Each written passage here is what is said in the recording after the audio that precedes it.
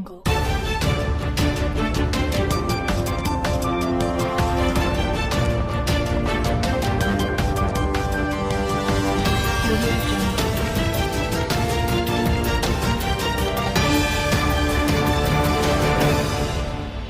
का रूल होना चाहिए, प्रोटोकॉल होना चाहिए।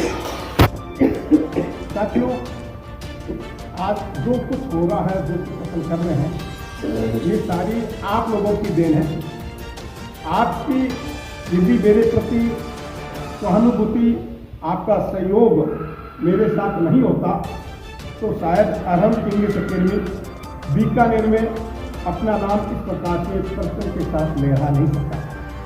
मैं सभी मीडिया बंधुओं से बहुत बहुत ज़्यादा आभारी हूँ कि आप लोग मुझे समय समय पर तवज्जो देते हैं, और तवज्जो देने के कारण ही आज अरहम का नाम बीकानेर में एक अच्छे स्कूलों के साथ में है।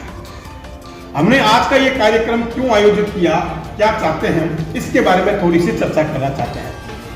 वैसे आप लोगों को जानकारी में होगा कि मेरा खुद का विश्व रिकॉर्ड बना रखा है। मैं स्वयं दोनों हाथों से लिखता हूँ, दोनों पैरों से लिखता हूँ, मुंह से लिखता हूँ, दांतों से लिखता हूँ। 7 भाषाएं 14 महीनों में।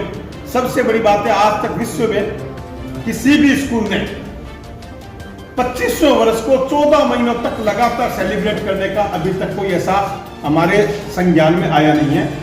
इसी दृष्टि को देखते हुए हम लोगों ने तय किया 25वें वर्ष को हम प्रारंभ से लेकर एंड तक हम मनाएंगे, और 14 महीनों तक लगातार 25 कार्यक्रमों के साथ समाहित किया जाएगा।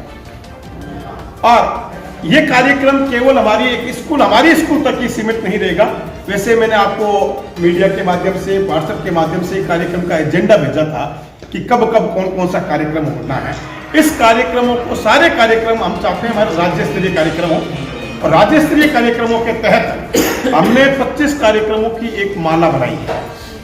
23 जनवरी 2023 को हमारा पहला कार्यक्रम अरहम वर्ष का आगाज होगा, और इस प्रकार से 31 मार्च 2024 तक अनवरत हमारे कार्यक्रम 25 कार्यक्रम कंटिन्यू चलते रहेंगे। हमारा 15वां वर्ष का कार्यक्रम आचार्य तुलसी समाधि स्थल में हुआ था, लगभग 15-20 हजार की उपस्थिति के साथ हुआ था।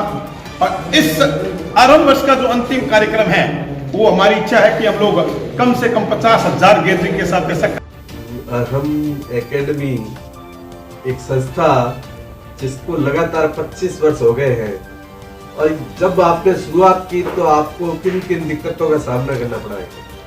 सर, सबसे पहले मैंने जिस समय शुरू की थी, वहाँ बीकानेर में इंग्लिश मीडियम स्कूलों का बोलबाला कम था। उसके बावजूद मैंने घने जंगल में शुरू की थी।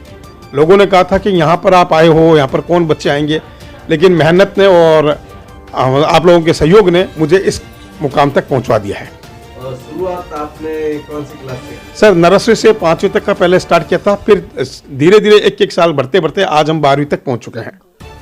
कोई ऐसा अनुभव आपका जो 25 साल का हो जिसमें विभागीय कोई परेशानी हो या कोई उपलब्धि हो?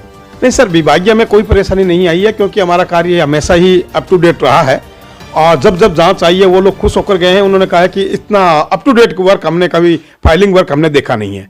जहाँ तक आपने उपलब्धि की बात की है, तो हमारे स्कूल के बच्चों ने 4 बच्चों ने इंदिरा प्रियदर्शनी पुरस्कार प्राप्त किए हैं। आज की डेट में 3 IAS हैं, 185 डॉक्टर हैं, 18 हमारे JEN हैं, अलग अलग विभागों में और व्यावसायिक जगत में, विदेशों में अपना अपना कार्य परचम लहरा रहे हैं, और यही हमारी उपलब्धि रही है। और नाम अरहम ही क्यों रखा है? सर, अरहम का मतलब होता है ज्ञान का भंडार, और ज्ञान के भंडार हम चाहते हैं हमारे विद्यार्थियों में ज्ञान रूपी आभा हमेशा आलोकित रहे। उसी दृष्टिकोण से हमने अरहम का नाम रखा।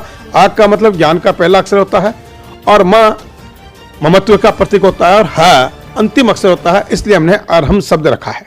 अरहम जैन मंत्र है।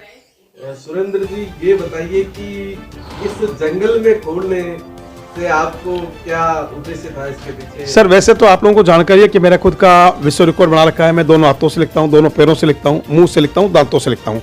7 भाषाओं में मैंने विश्व रिकॉर्ड बनाया है। तो मेरा विदेशों में मेरी सर्विस आई, लेकिन वहाँ जाना नहीं चाहता था, और मेरी सोच एक ही थी कि मैं मेरे गाँव और शहर में ही, भले ही जंगल हो, मुझे वहीं हमारे बच्चों के लिए और उनके लिए कुछ कार्य करना है, और इसी दृष्टिकोण से मैंने यहाँ स्कूल स्थापित किया था।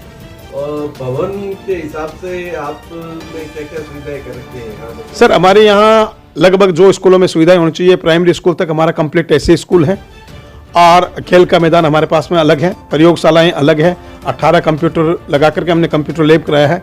उसी प्रकार से 3 डिजिटल क्लासेज हैं। स्कूल में आमूलचूल जो भी व्यवस्थाएं होनी चाहिए, सारी व्यवस्थाओं में इंग्लिश मीडियम के हिसाब से हमने सारी व्यवस्थाएं उपलब्ध करवाई है। धन्यवाद। धन्यवाद सर।